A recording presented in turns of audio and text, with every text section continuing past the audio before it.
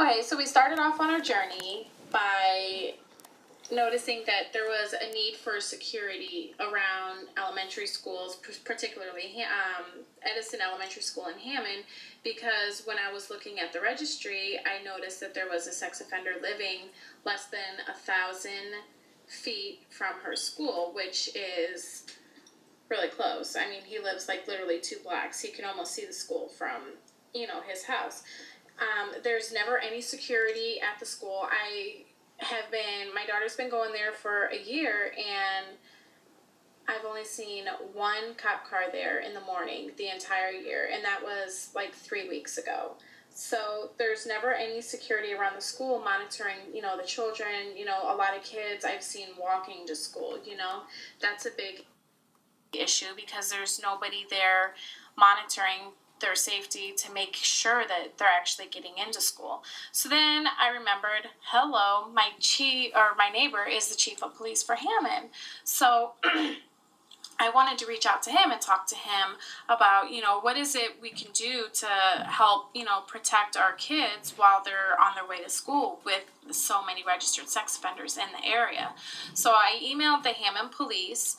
I requested a meeting with the chief of police. That was about three weeks before I was able to actually get in person with him. So I never got any response back. And I was waiting. So then I decided, okay, I'm just going to watch the alley. Maybe I'll catch him in the alley. Usually it's 1 day a week that I see him in the alley picking up his son and, me leaving to take my daughter to school. So sitting here trying to find him throughout a week and a half process of pretty much stalking my alley, I ran across him one morning. Unfortunately, he was leaving for vacation with his son. He was picking his son up, and he was leaving for vacation for a week. And I told him what I was doing, and he told me that he would be more than willing, to meet with us and do everything he can to help us. He gave me his personal email, and he told me to email him at his direct email, and he would get something set up. So a week later, he came back in town, and we got a call from his secretary, and we had a meeting set up. Then an email rolled in. It was for coffee with the cop. This was the perfect opportunity to sit with the cops and members of the community.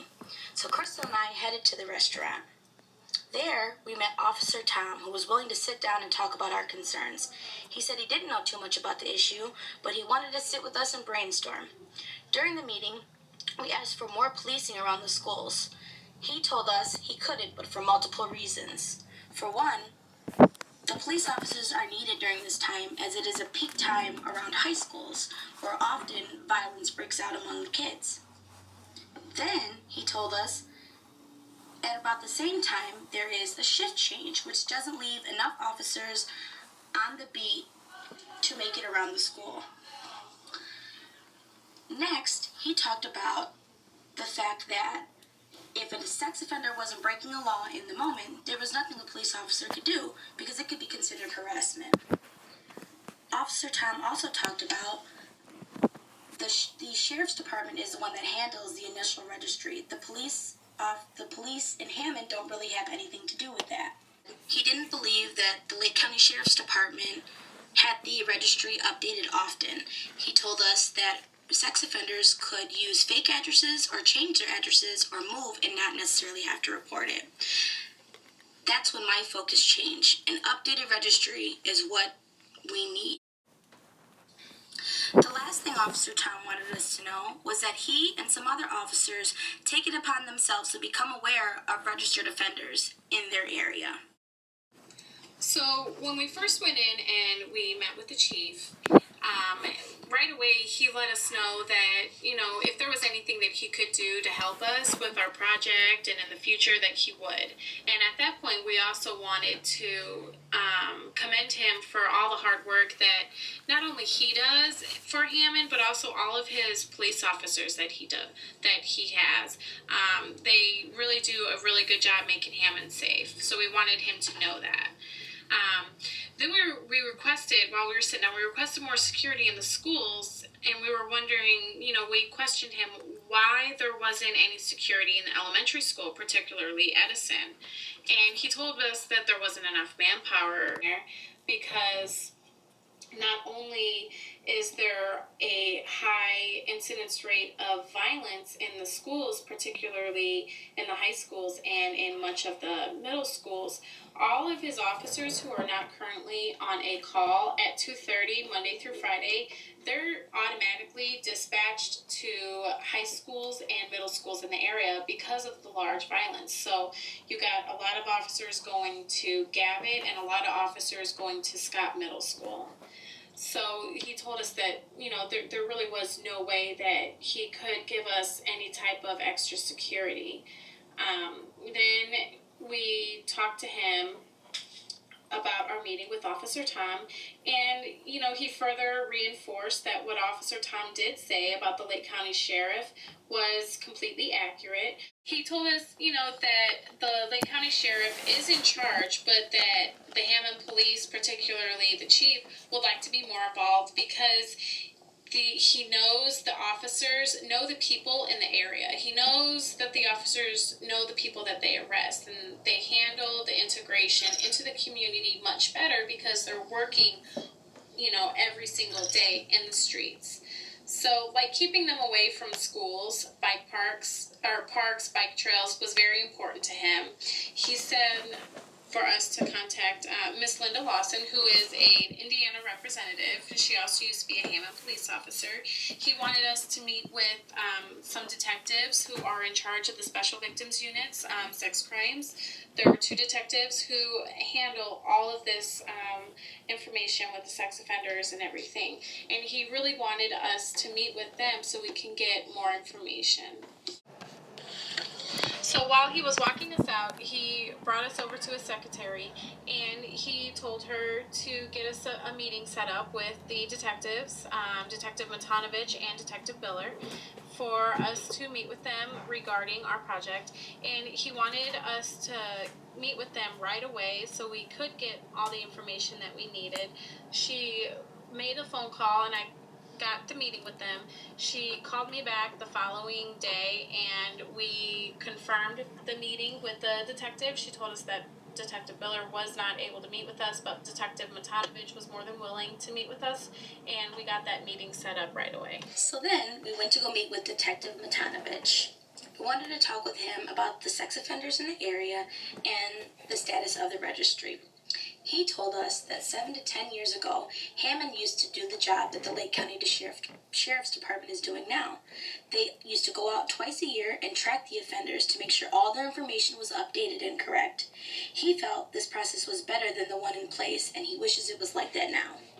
He also told us that City Council decided to make the bike path part of the park, partially because the offenders were hanging around there, and putting this ordinance in place would keep them away. Matanovich said that the offenders should update their status twice a year with Lake County Sheriff's Department, but there is a fee attached, and so he believes that is a reason that some of them do not. We asked him about the reoccurrence rate in Hammond, and he said in most cases they are unreported and possibly handled within the family. But for all the unreported sex crimes, 200 a year are reported. He gave us another contact in the Lake County Sheriff's Department, and her name was Gloria. She handled the parole and probation of the sex offender registry. When we reached out to Gloria, we spoke with her secretary and left a message. However, we have never received a call back. We reached out and we spoke with Miss Janet Vaness, who is the councilwoman at large for Hammond, and we wanted to get her advice on what we could do as far as creating a city ordinance that will make child safety zones in Hammond, much like Danbury, Connecticut has created within their city in Ohio. So Miss Janet really liked the idea of a city ordinance, and she wanted to look further into the Danbury, Connecticut ordinance.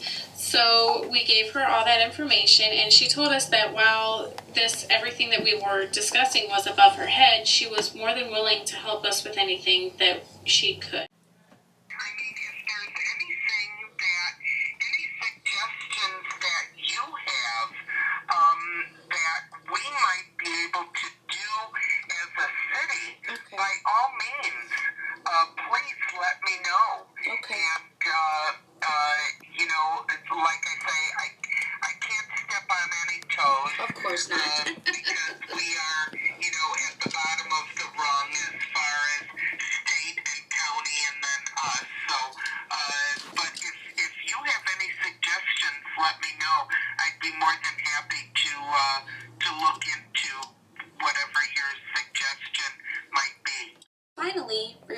out to Linda Lawson.